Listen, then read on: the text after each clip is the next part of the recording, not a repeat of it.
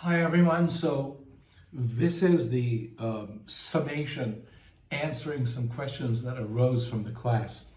And I want to emphasize that for those of you who don't know, this was the third session in the classes. The first two covered whole other issues.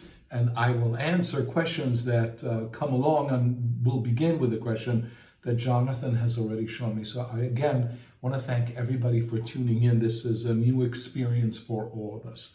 So Jonathan, what was the first question from Nancy, I believe? Yeah, so Nancy Fetterman Kaplan had asked, are the previous classes in this series available online? Right. Unfortunately, Nancy, they're not, because we didn't plan the coronavirus.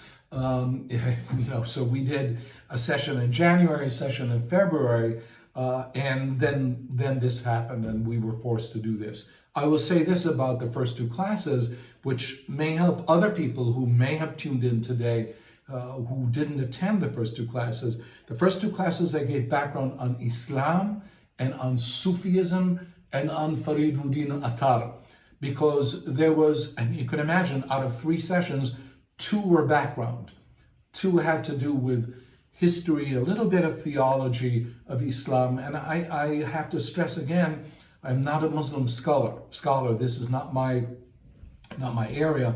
I happen to be a lover of Sufism and a real incredible admirer of Fariduddin Attar. And so that's why I chose this piece, because I also thought it was so universal. It spoke to people from every faith.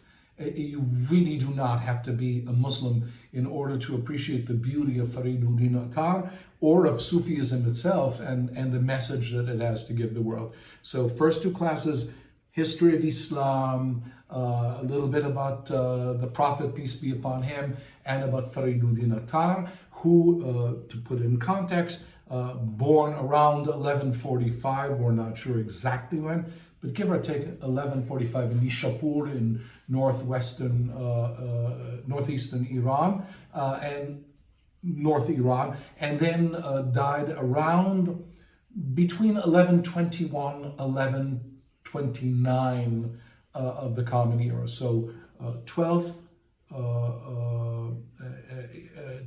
century, give or take. Yeah, we have another question that actually kind of ties into that question. Jerry Mund had been asking, when was this written? Right. She said, the breadth of cultural connection is amazing. Judaism, Christianity, Socrates. Wow, thanks again for bringing it to us. Yes, thank you for the question, Jerry. And also that you should know, he covers other things. He covers Hinduism, he covers Buddhism, he covers China, he covers Afghanistan, Turkmenistan. His knowledge and his breadth is absolutely astounding, and I would have to say speaks to the Muslim world of that time, to Islam of that time. We have to understand that people like Ghazali and Ibn Arabi, these are extraordinary scholars, philosophers, historians, people with a breadth of knowledge that is so wide and so deep that it's astounding. So this is written around the beginning of the 13th century, right? 1200s, sometimes within that, towards the end of his life, the Mantiqu Tayyir, the Parliament of Birds, give or take. And so you think about what is known then, right? Obviously Christianity has already happened, Judaism has already happened, but Buddhism has already happened, Hinduism obviously has happened, but he's also aware of other things, to think about Socrates, but then think about the role of Islam in pushing forward Greek philosophy is tremendous actually in the world at that time. And so yes, it does betray an incredible breadth of knowledge, and also even more than that, I think a generosity of spirit, because he's not parochial. He's not ethnocentric when you think about it. You don't know, from what I read you, from the things I read you, you have no idea that he's Persian. You have no idea that he's Muslim, really, in a sense. He could have been anybody who's interested in philosophy, who's interested in truth, and who's interested in enlightenment. That is kind of the point of Sufism at the end of the day. Speaking of Socrates, or Socrates, as my favorite guys Bill and Ted used to call him, Mitch had a question. He said, so should Socrates students have posed the question as, does it matter where we should bury your body? So the answer to that, Mitch, is no. That's not the question they should have posed him, because that wasn't really the subject matter of what Fariduddin Attar was getting at. What Fariduddin Attar was getting at was that Socrates is telling them that since I don't know who I am, since my entire life has been dedicated to the search of who I really am, your question about where to bury me is irrelevant. That's what he's telling them. You're holding on again to the material. You're holding on again to the rational. You're holding on to the empirical. The empirical question is, oh my God, here's the dead body of Socrates. Where shall we bury him? But that's not the issue, because Socrates is not the dead body. Rumi says in another place that I have remained in this prison for the sake of the betterment. What have I to do with this prison? Whose money have I stolen? Who have I robbed? Meaning, my essence, who we are, you and I, all of us, is not this. This is the material. We're trapped in it. And so what we do while we're in it, and that is also a Jewish take on it, is make things better, make the world better, make ourselves better, refine the soul. But if you're asking me where to bury my body at the end of it, you're asking the irrelevant question. The question is not where do you bury my body. My body is at that point inconsequential. The point is, who am I searching for God? We had another question asking about one of the stories you told. If the bitter gift is from the servant to his master, it doesn't seem to fit, since it is the master who always gave good things to the servant and not the other way around. Maybe I heard it wrong, since it seems that it should be us accepting bad stuff from God, not giving bad stuff to God.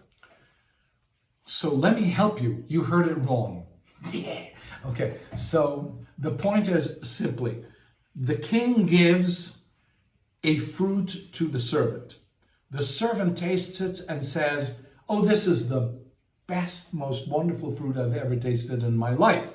The king goes, wow, if it's that good, could I have a taste of it too? So the servant hands it to the king. The king tastes it and goes, oh my God, this is so awful. It's so bitter. Why would you tell me this was the best fruit you've ever tasted? To which the servant answers, you have given me so many gifts in my life. Everything that you have given me has been so sweet. Do you want for one piece of bitter fruit that I should create a distance between us? For one thing that I have in my life that is not tasty, I should now suddenly be upset? So the gift is from the king to the servant, but there is a gift in what the servant says too, right?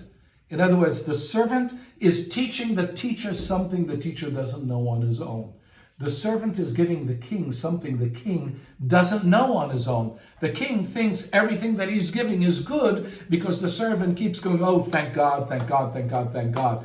But the student is saying, no, sometimes what you give me is pretty darn awful. But when I look at it, the balance of it, when I look at the sum total of it, you've been so sweet to me, so kind to me. You've loved me so much. I adore you. You think that a night of bitterness should create a distance between us? I don't want a distance between us. I want us to be always close.